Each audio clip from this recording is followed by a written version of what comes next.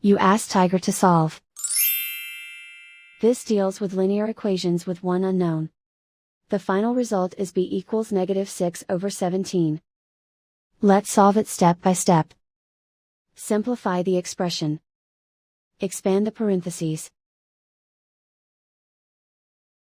Simplify the arithmetic. Expand the parentheses. Multiply the coefficients. Simplify the arithmetic. Group like terms. Simplify the arithmetic. Group all constants on the right side of the equation. Subtract 6 from both sides. Simplify the arithmetic.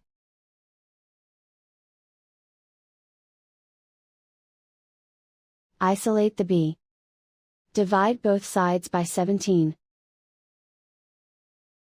Simplify the fraction.